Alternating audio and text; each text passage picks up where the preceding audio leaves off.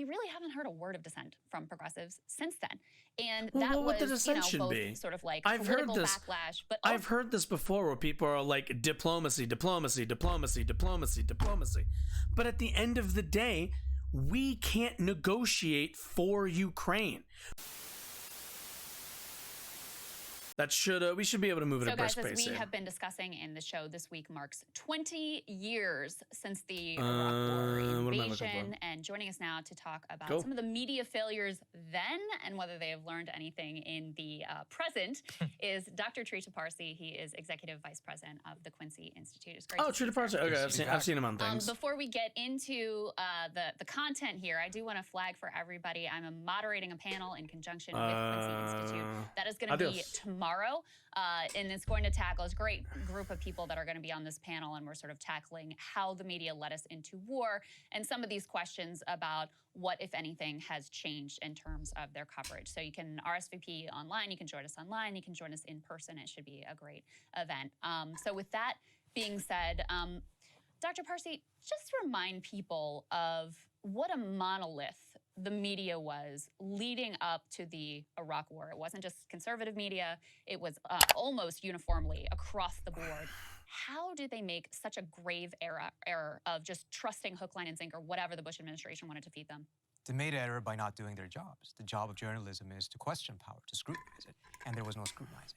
There was no tough questions being asked. Instead, the media really... So I'm not sure how many people were like, the Iraq War. I remember, how old was I? Let's see. 01 is when the towers fall. I was 9. Yeah, I would have been 9 at that point.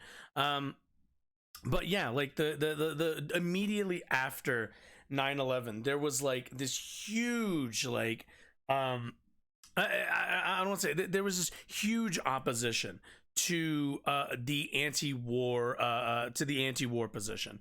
There was quite a lot of it. The mainstream media at the time was rather, and this was like across the board, Fox News, MSNBC, CNN, all of them were pretty uninterested in kind of investigating a lot of the claims made by the Bush administration.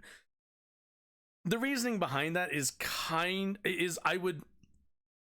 I would say is a bit complicated, but certainly, certainly we can explain that through the fact that the mainstream media is funded by a lot of the people who sit at the, levers of power, and a lot of those people do business with, people who are in the defense industry. Like at the end of the day, Boeing, Lockheed Martin, all of these people, as much as they manufacture weapons, they also manufacture a lot of other things. And with the kind of the way how many like different industries are kind of, enrolled into each other and, paired to each other and tied to each other, I should say. It's not a far reach to say that, being anti-war was kind of being, from a cultural level, it was being anti-American for a little bit.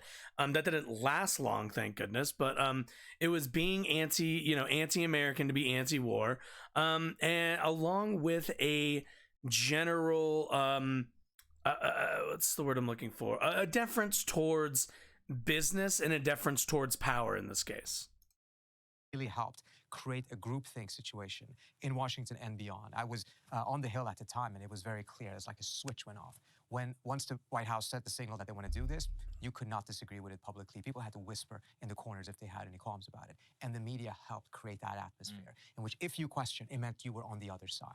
You were a Saddam hugger just as much as you're a Putin hugger today. If you have question marks about the wisdom of this, about the tactics, about the strategy, about the very inception of the idea that, yes, it is the job of the United States to go all the way to the other side of the world to create a democracy in a country that we know literally nothing about. Yeah, and that's something we wanted to dig into, is the dynamic that you said. Let's go ahead and put this up there on the screen from Branko Marcetti. Made a great point. 20 years ago, the Iraq War changed everything and taught elites nothing. Can you, since you were there at the time, compare that time to where we are right now in not just the Ukraine debate, but really the foreign policy debate in general? Well, I think I have to say, having gone through Iraq, I never thought it was going to happen again. And it wasn't because I thought humanity had this amazing ability. I thought there were specific circumstances that made it particularly bad. And so I was quite wrong in then seeing it being repeated in Ukraine. And I think what happened with Ukraine... Okay, yeah, this is what I want to hone in on. So the reason... so the thing with Ukraine, I don't really think these are comparable comparisons, mainly because there is not like from a sense that, are we spending money on military funds in a active war zone? Yes. Are these American lives being sent abroad? No. Are these American lives being sent abroad causing like a mass amount of civilian death?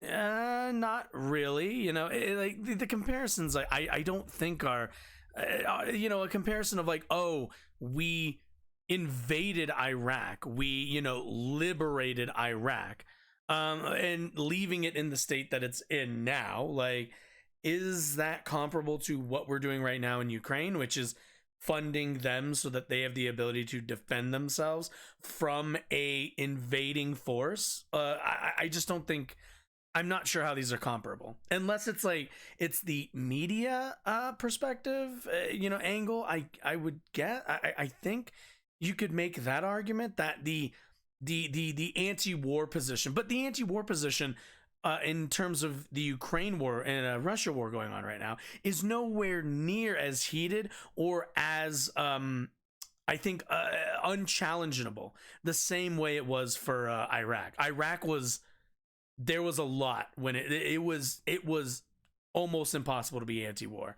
There were like, you know, people like Bernie were, obviously, but Bernie's built different. So the reason why, both from the media and other ends, there was this desire to just think that this is the right thing to do, is because of that desire of us wanting to be on the right side of history, which then means that logic and nuance, all of that stuff has to be set to the side. And it was in a way of correcting in the minds of some people what had happened for the last 20 years, when the United States used to be the aggressor, the one country that invaded others, preemptive wars, etc. And now there's someone else doing it. Great, now we can be on the right side of history. We can be the good guys, thinking that we are in a Marvel movie rather than being in a reality in which nuance is unfortunately the key thing that makes us better understand the world and chart a better direction for our foreign policy.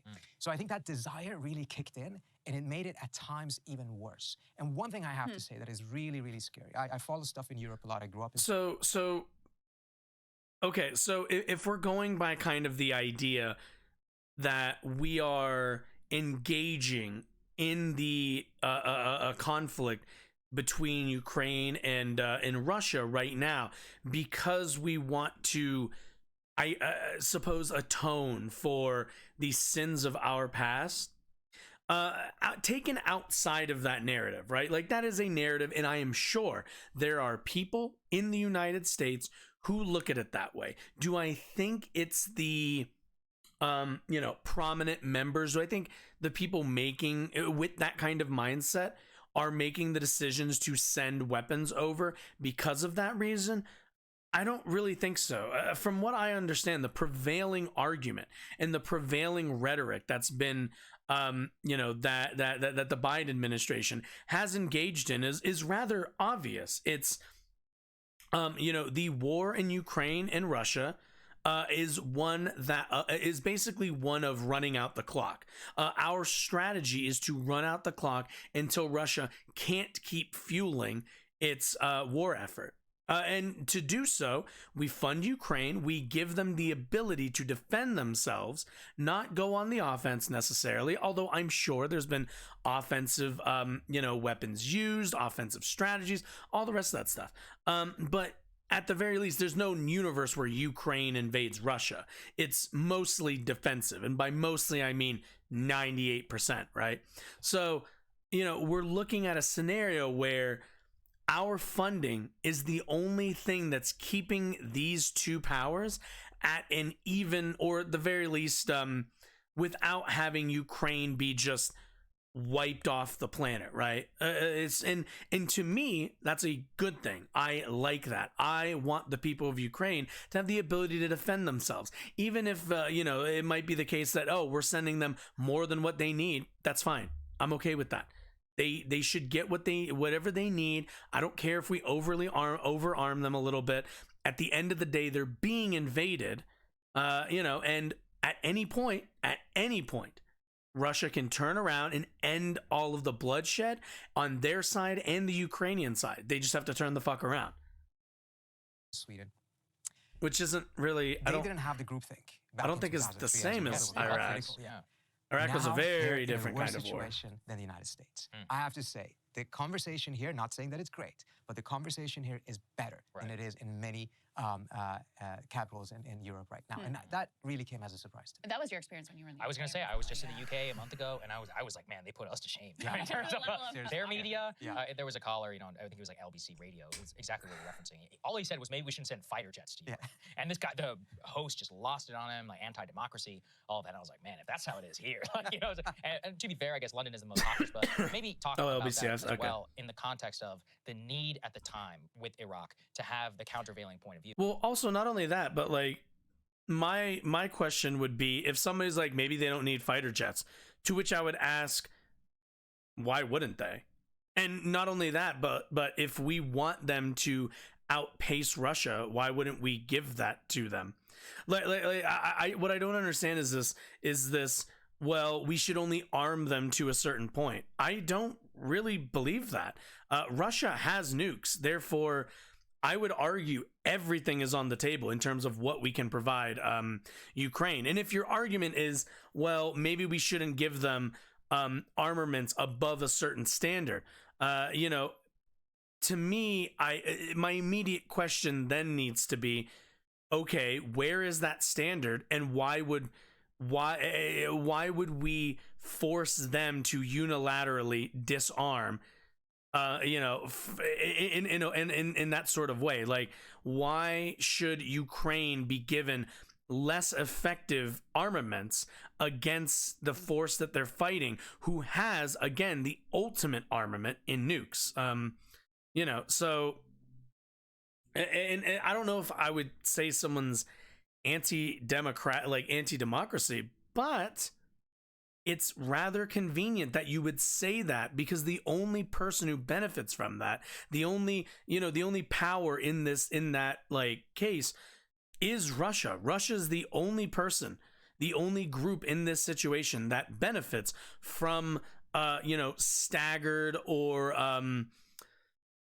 a lower standard of armament for Ukraine. That makes their campaign easier, materially. So yeah, I said yesterday, one of the great failures. I don't know if I jumped down someone's throat, but there at the end of the day, why do you want that? They could have asked questions, had hearings. Instead, you had Joe Biden and the Senate Foreign Relations Committee, but not just him, but he is the president now. But all senior leaders are completely lining up to President Bush at the time and basically validating their case for Iraq. I mean, has that changed in any way, at least? Or well, okay, so I hear that, and it's kind of like, well, all these people everyone always agrees, almost always in administrations.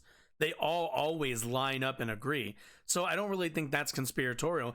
But also, the conspiracy part and the negative part of Iraq is that they lied. There was active lies happening. There isn't this mystery around Ukraine. It's Ukraine survives or doesn't based on our support of them. Therefore, any pullback of support or an abandonment of their support is a signal for Russia that they can go and win this war, that they can finish it. Like, this is, it always comes down to, if we pull out of Ukraine, if we stop funding them, we are in a way responsible for what happens, which would be the decimation of that country, assuming we don't run the clock out on Russia.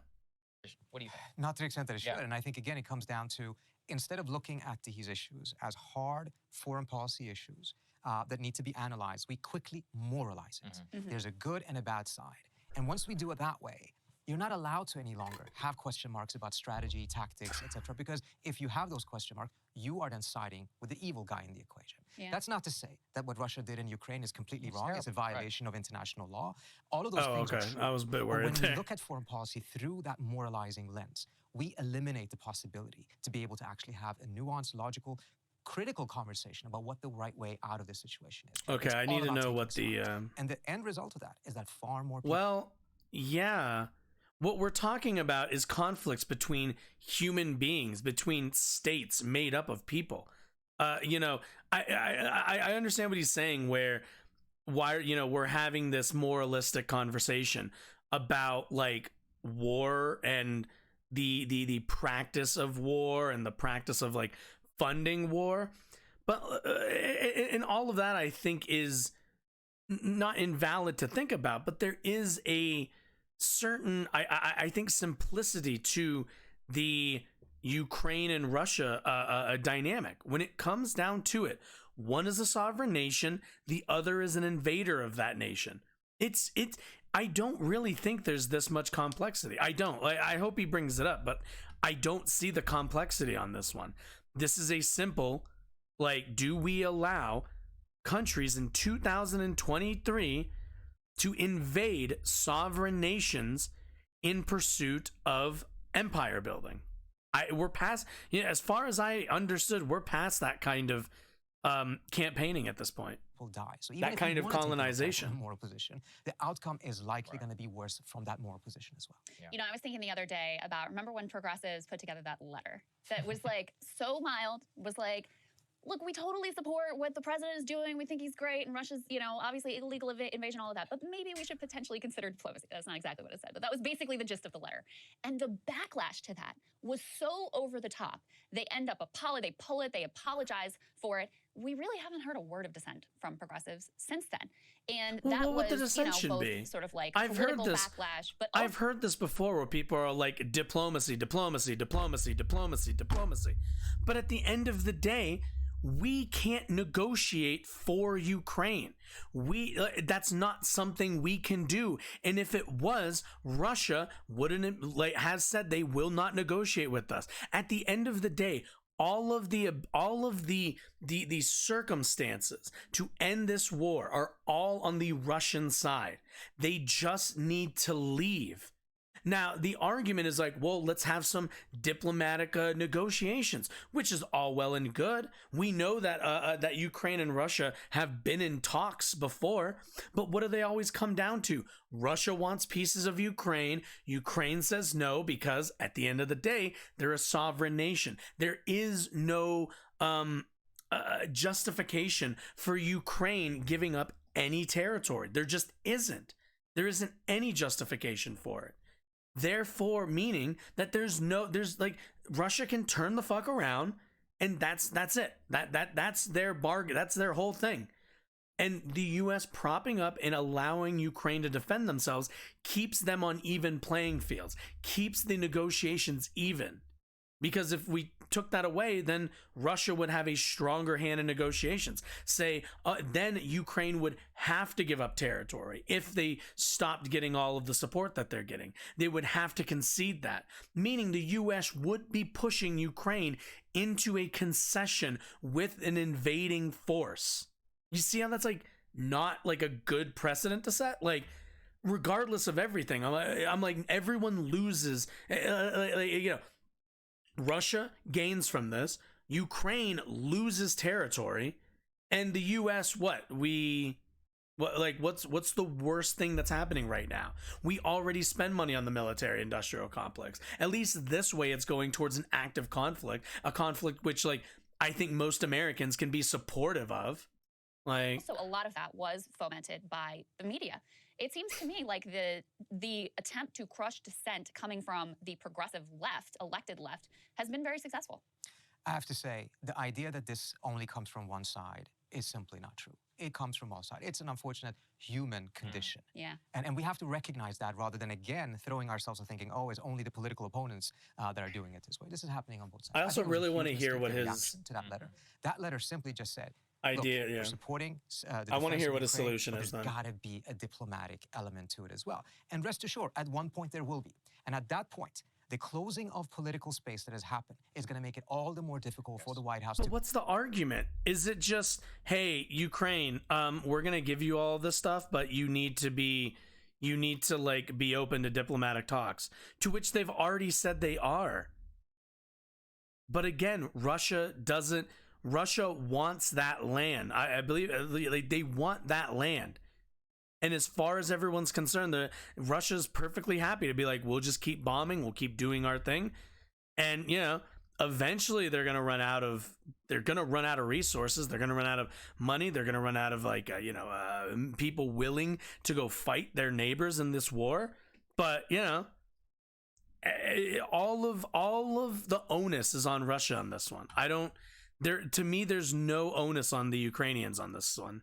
Go in that direction. This was a letter aimed at creating political space for the administration so that when it felt that the opportunity was there to shift towards diplomacy, it would be able to do so without having a lot of resistance in Washington. And that was squashed. That was a huge mistake. And incidentally, just a couple of days later, it turns out that Jake Sullivan was going to Moscow. Right. Oh, sorry, was going and talk to a Russian counterpart. Yeah. So clearly, the White House was already engaged in some of this activity of diplomacy. So those who thought they were defending the president by squashing it had no clue what the White House actually was doing, because they were engaged. Not at the level, not at the extent that I would like to see, but nevertheless, there was some diplomacy taking place, whereas the defenders of the White House thought that they had to squash this.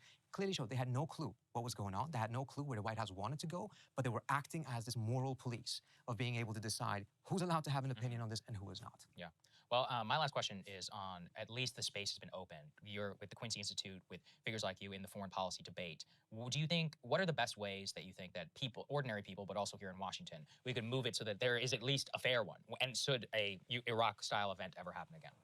Well, I think the key thing, again, is to have the moral courage of asking questions. It doesn't mean you're taking the other side. It means that you have to question these things in order to improve the various directions that we might consider to go. And I think the emergence of breaking points and alternative media is essential to this. The problem That's really nice. I need this really, all this like jerking off of the host is nice. But please, I need a tangible alternative to what we're doing right now.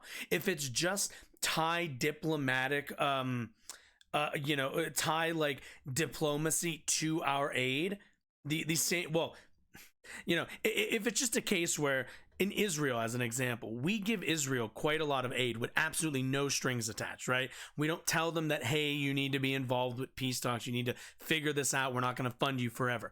If they want that relationship with Ukraine, then like just say that's the relationship you want. But at the end of the day, if you don't think that the U.S. has already communicated that, I think that's foolish. I think that's utterly foolish, because we can't go out there in public and say, hey, this is contingent on diplomatic talks, because then Russia can not engage, as it always has not engaged with diplomatic talks, and by proxy, pool resources, be able to drain resources from their enemy. Like, there's a reason why they don't come out and say that that's part of it, because they don't want to give Russia that opening of, oh, if we don't involve ourselves in negotiations, they'll just weaken themselves. We can weaken them by not participating.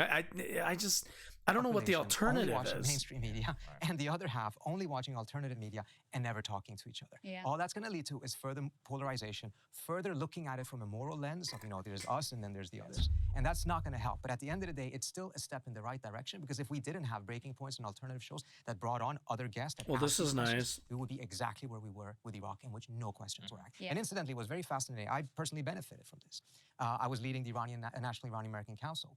And the way the media, 3 years after the Iraq War, wanted to compensate for a mistake that they had committed, that they knew that they had committed, but very few of them were willing to admit, was to actively go and seek alternative voices and bring those in. That's good. It was not bad. Yeah. Again, it's not good if you're not learning from it in order to prevent the mistake in the first place. Right. Yeah. Well, one of the things, I'm excited to talk to Jonathan Landay is on the panel tomorrow. And he, for people who don't know, he was a journalist with Knight Ridder at the time. And one of the few who actually dared to question. And they were on an island. I mean, they're putting out reporting that was accurate, that said basically the vice president is lying. This case about WMD is completely made up and fictitious. Meanwhile, the paper of record, New York Times, is publishing Judy Miller columns practically every day that are directly opposed to that. Yeah, like we know the media was like garbage on Iraq, but the media, these aren't even close to, there isn't this level of complexity with the Ukraine-Russia conflict. It just isn't there.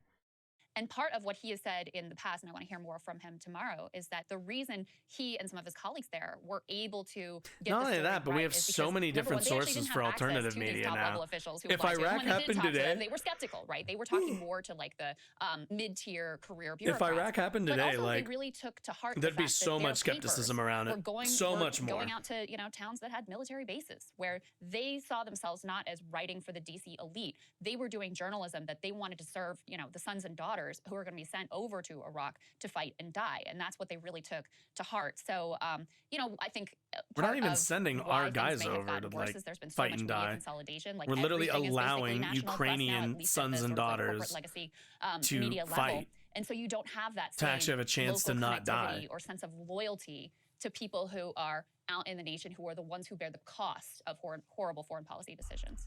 Yeah, I mean, everywhere else we hear that the diversity of views and viewpoints are... Yeah, and how is like some fucking Nebraska, suffering from the war in Ukraine? They're just not. They're just not. Nobody in this country is negatively affected by the war in Ukraine unless you have family there.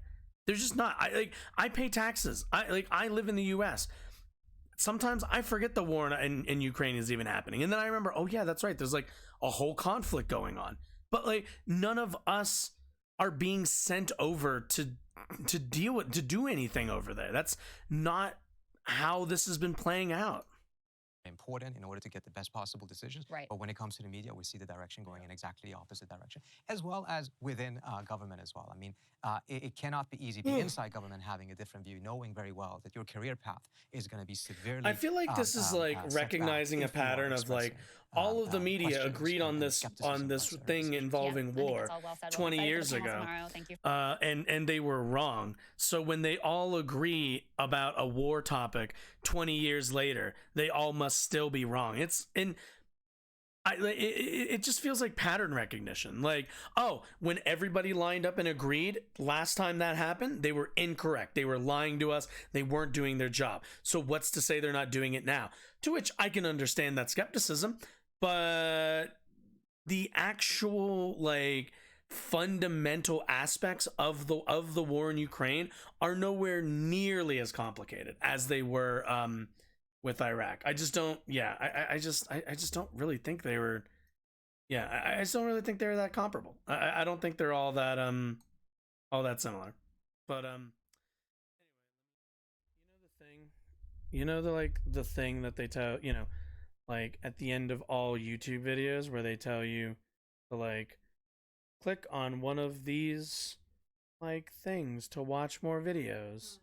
Yeah, I've been meaning to film one of those. So that's what I was doing. I was just setting it up to film one.